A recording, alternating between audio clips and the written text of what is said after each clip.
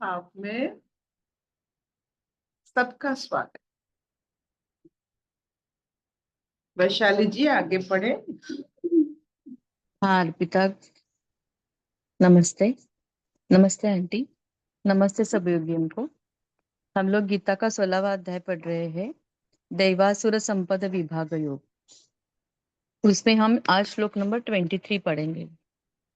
इसमें भगवान आगे बोल रहे हैं, श्री भगवान उवाच यशास्त्र विद्धि मुत्सृज्य वर्तते कामकारतः न स सिद्धिमवाप्नोति न सुखम न पराम गतिम। यह शास्त्र विद्धि मुत्सृज्य वर्तते कामकारतः न स सिद्धिमवाप्नोति न सुखम न पराम गतिम। जो पुरुष शास्त्र विधि को त्याग कर अपनी इच्छा से मनमाना आचरण करता है, वह न सिद्धि को प्राप्त होता है, न परम गति को और न सुख को ही। हरिओम।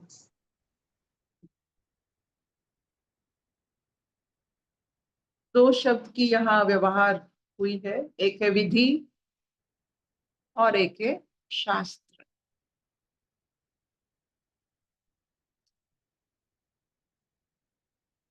विधि मतलब आचरण कला, या बहुत सारे लोग उस पर काम करके उसका एक नियम के द्वारा अपने आप को सिद्ध किया। Method, a verified method. जैसे जब हम शास्त्र अध्ययन करते हैं तो शास्त्र कहने वाला या शास्त्र को अध्ययन में लाने वाला एक जो शास्त्र को नियमित रूप से पढ़ते हैं, तो वो हर शब्द, हर वाक्य को अपने जीवन में आचरण में लाने की कोशिश, अहरह कोशिश रहता, सिद्ध करने। जो इंसान शास्त्र पढ़े हुए, नियम में चले हुए और नियम में चलते हुए इंसान के मार्ग को अपना मार्ग मानकर उस मार्ग से और आगे निकल जाते हैं, उनको सुविधा होती है, क्योंकि जो मार्ग इतने लोगों ने बनाया है उससे जल्दी आप निकल पड़ोगे। जो मार्ग नहीं बना है, विपरीत मार्ग हो रहे हो, तो ये विपरीत मार्ग में जाना और हर सिद्ध किए वाक्य को खंडित करके अपने मनमानी करना, ये मूर्खता है, समय की बर्बादी है, समय का नष्ट है।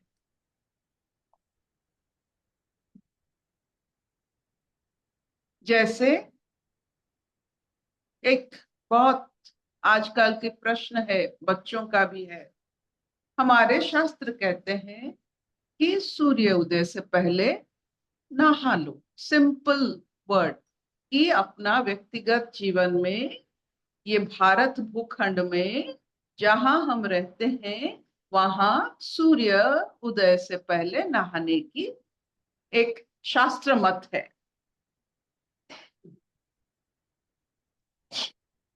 तो ये जो शब्द, ये जो वाक्य, जो नहीं मानते, अपने हिसाब से 12 बजे नहाते हैं, 2 बजे नहाते हैं, सब कुछ आप कर सकते हो, लेकिन ये जो सवेरे नहाते हैं, सूर्य उदय से पहले नहाते हैं, उनका जो क्वालिटी ऑफ लाइफ रहता है आपको नहीं मिलेगा। और एक छोटी छोटी इतने सारे हमारे जो सिद्ध किए हुए आचरण में, ये छोटी छोटी नियम आप जितने तोड़ते चलोगे उतना आप अंधकार में धंसते जाओ। अगर हमें कहा गया है कि समय पर खाना, छोटा सा वाक्य, आप हेतुवादी बनकर अगर असमय में खाएंगे, कितने कितने दिन तक आप अपने शरीर को रख पाएंगे? आजकल तो 10 साल के बच्चे को हार्ट अटैक होने लगा है। यही गामी होने से अपना जीवन, अपना बहुमूल्य समय नष्ट हो जाता। तो शास्त्र अगर मुझे कहा जाए, ये हमारे रोजमर्रे की जिंदगी का शस्त्र है। इसको अगर हम शस्त्र को परिधान करते, शस्त्र को अपने जीवन में रखते हैं, तो हम इस संसार में महफूज यानी मुक्त होकर चल सकते हैं। नहीं तो अपने जो नासमझी के कारण हर शास्त्र को अवमानना करके उसके विपरीत जाने की जो हम में कोशिश in the name of modernisation. क्या निकाले हैं? दो आप देखिए, फुल बारी काटी हो और बाकी जैसे मर्जी कट जाएंगे, कोई बात नहीं, ठीक है। आप एक चीज देखिए, नेपाल एक छोटा सा हिंदू राष्ट्र था। नेपाल एक छोटा सा, पूरा विश्व में एक हिंदू राष्ट्र था। हिंदू मत, हिंदू शास्त्र, हिंदू तो कोई रिलीजन नहीं है, वो एक लाइफस्टाइल। जब डेमोक्रेसी आया, तुर्की के हर लोग यहाँ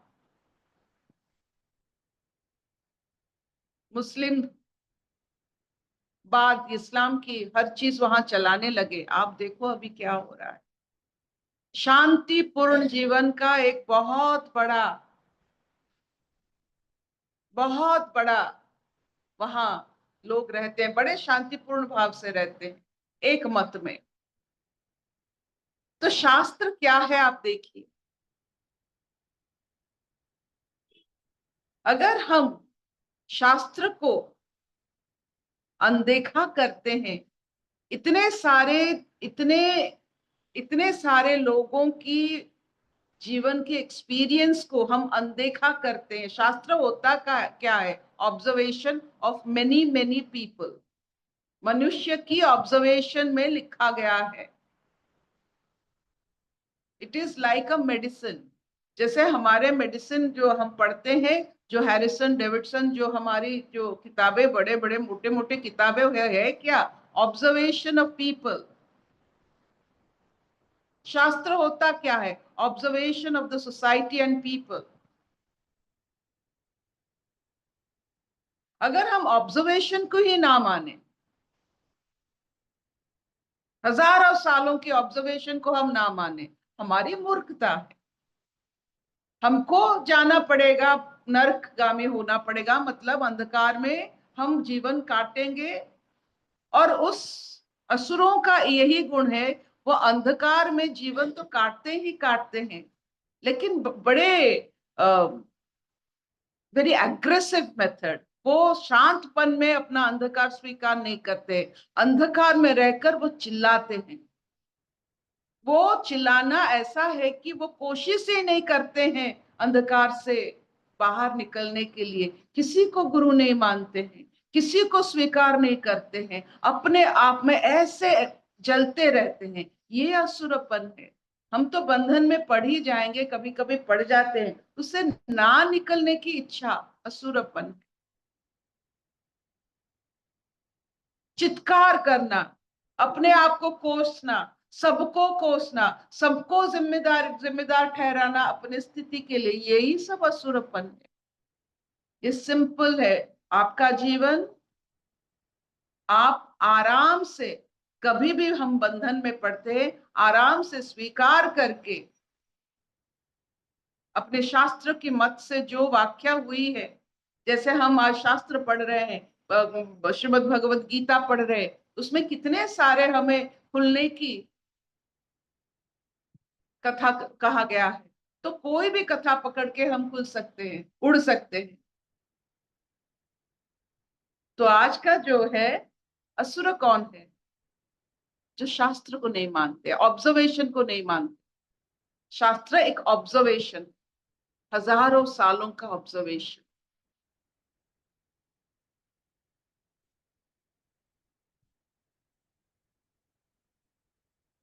क्या इतना चलेगा? कोई प्रश्न है? कोई प्रश्न?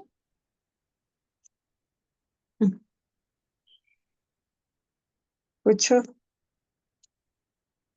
ना मानने की वजह शास्त्र को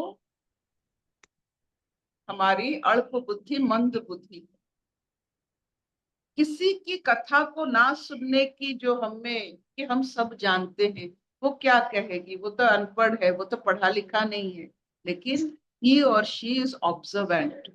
आप कोई कृषि प्रधान जो कृषक होते हैं उनके साथ बात कीजिए, वो आपको ऐसे ऐसे बात बताएंगे कि आपको पता ही नहीं चलेगा आप कौन सी संसार में रह रहे हो।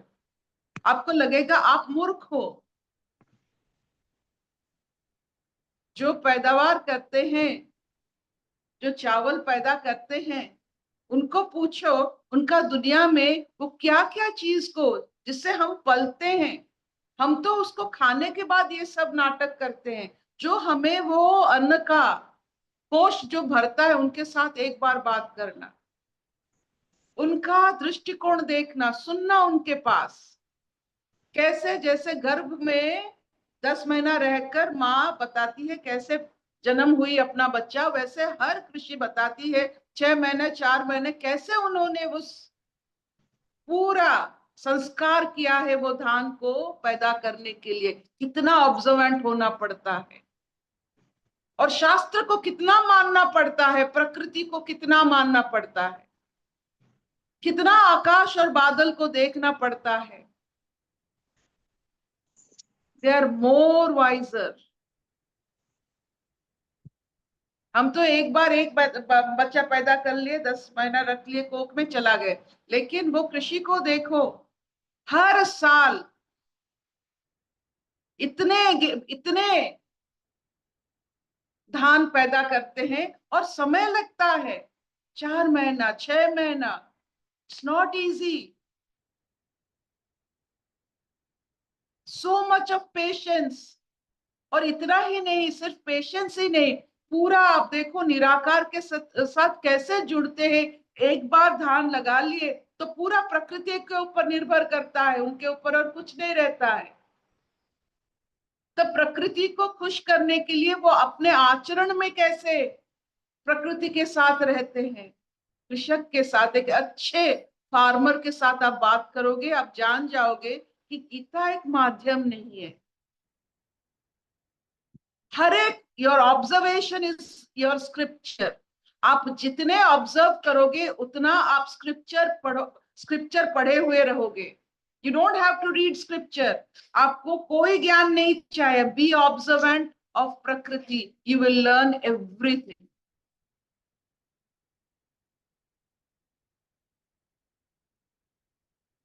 हम तो गदगद हो जाते हैं जब हम इन लोगों के साथ मिलते हैं, उनके साथ बात करते हैं, उनकी ऑब्जर्वेशन को मतलब बिना जिए अनुभव करना चाहते हैं। आप भी थोड़ा बहुत बाहर निकलो। आप तो यहाँ वहां बहुत जाते हो, ऐसे लोगों से मिलिए जो प्रकृति के साथ उनका बहुत मेलजोल होता है। They are very wise people.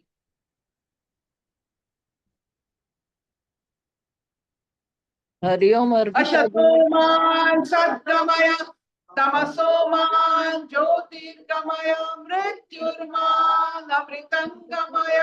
सर्वे सुखिनः सन्तु सर्वे सन्तु निरामया। सर्वे भद्राणि पश्यन्तु मा कश्चित् दुःखभाग् भवेत्। ओम शांति शांति शांति।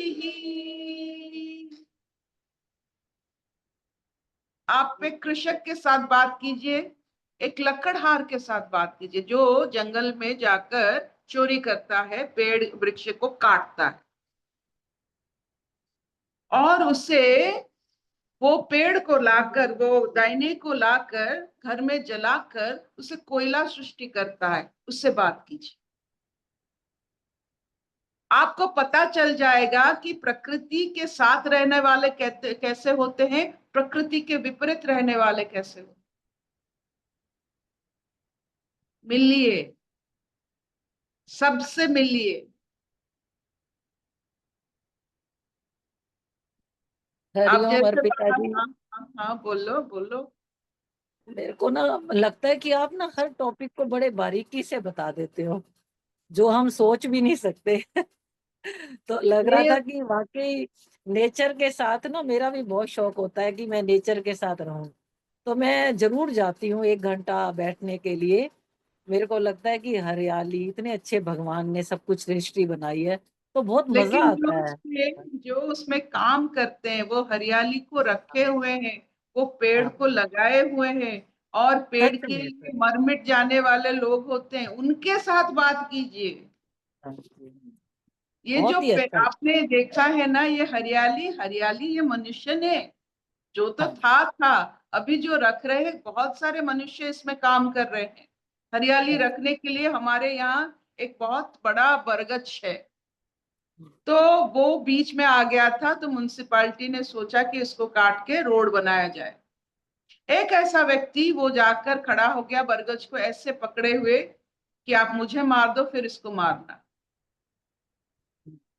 तो ये जो हमारे प्रकृति के साथ जो प्रेम है, ये सब में नहीं होता। दे सब आर में। Not observant. हमने एक जंगल गए थे, एक जंगल में एक जो जो जंगल के जो क्या कहते हैं, वो फॉरेस्ट मैन जो होते हैं, सिंपल आदमी जो वहीं के होते हैं, उनको रखा जाता है। वो एक वृक्ष की, एक छोटा सा वृक्ष के बारे में मुझे बताया, ऐसे बताया कि वो पूरा ब्रह्मांड के बारे में बताया। कैसे? कि कैसे इस वृक्ष में इतने सारे जो कीट पतंग, इतने सारे कीट रहते हैं एक वृक्ष में, एक 170 वैरायटी के इंसेक्ट्स रहते हैं। हम सोचते हैं कि बस ये ब्रह्मांड है, हर एक चीज में एक ब्रह्मांड भरी पड़ी है, आप में एक ब्रह्मांड है। ब्रह्मांड जहां जहां है, हर एक वजूद में एक ब्रह्मांड है, एक वृक्ष में एक ब्रह्मांड, 170 वैरायटी कीट पतंग। ऊपर में, ऊपर आप देखो इतने सारे पक्षियां, और आप नीचे देखो, आप मतलब उनके अगर विवरणी सुनोगे, आपको लगेगा कि आप किस जहां में पहुंच गए। They are so observant. ये ऑब्जर्वेशन स्क्रिप्चर्स बनते हैं, हमारे शास्त्र बनते हैं। आप नहीं सुनोगे, आप नहीं पहचानोगे, विपरीत भाव में आप चलोगे, कहाँ पहुंचोगे? कहाँ पहुंचोगे ऐसे दलदल में कि फिर आपको मरना पड़ेगा जीने के लिए। अब तो जीवित है, इस जीवन को थोड़ा उसका रस ले ले, मर के फिर आना पड़ेगा। कितना बार मरेंगे? मिलिए सब। बहुत अच्छा। शास्त्र का भी आज बहुत अच्छा लगा कि शास्त्र विधि से चलते हैं ना, तो जीवन बड़ा सरल और बहुत अच्छा। ऑब्जर्वेशन, आप ऑब्जर्वेशन, खुद ऑब्जर्वेशन कीजिए, ऑब्जर्व एवरीथिंग। अर्पिता जी नमस्ते। हाँ हाँ, पर प्रवीण जी बोलिए। आप तो इतनी अच्छी अच्छी डिटेल में बारीकी से बताते हो ना, सच में मजा आ जाता है। इस ज्ञान का, इस सत्संग में बैठने का आनंद ही यही है कि आप इतने इंटेलेक्चुअल लोग सब बैठे हैं, और एक से एक ऐसी बातें। हमारी तो इतनी लाइफ हो गई, घंटों में पार्क में बैठता हूँ, पेड़ पौधे देखता हूँ, लेकिन जितनी डिटेल में आपने बताया, आप लोग को लोग भी वैसे मिलते हैं जो आपको ये सब चीजें बताते हैं। सच में ग्रेट, बहुत अच्छी बात है। Really। आप लेकिन अपने ये घर है में कि जब आपको कुछ मिलता है आप तो आप आगे पौधे बांट देते हो, ये जो है बहुत आप अच्छी बात है। आप पौधे लगाते हो, आपने पौधे देखे, फूल देखे, लेकिन वो हाँ। चींटियों को नहीं देखे। वो काले काले जिसका नाम नहीं है, जिसको मनुष्य ने नाम नहीं दिया, उनका, उनकी बात आप नहीं समझे। वो रेंगते हुए इतने सारे चीज रहते हैं वो गमले में। एक बार उस गमले को ऑब्जर्व कीजिए कि कौन सा फूल से कौन सा गमले में क्या क्या इंसेक्ट्स रहते हैं। Find it. गुड। ये तो नॉलेज ही नहीं थी, ये बात ही नहीं समझ आपने बताई है, तो अब आगे से इसको वॉच करेंगे, देखेंगे। गुड। देखिए, बहुत अच्छा बी लगता है, ऑब्जर्व। बहुत अच्छा लगता है जो आप इतनी बारीकी से चीजें बताते हो। कि गीता को भी कितने सुंदर तरीके से आप बताते हो, रोज हम सुनते हैं, बड़ा आनंद आता है, क्योंकि जो ये बातें हैं ना, कोई और बता नहीं सकता। बहुत अच्छी बात है।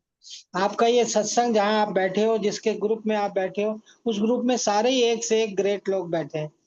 आई रियली उनको सबको नमस्कार, बहुत अच्छी बात है। Thank you.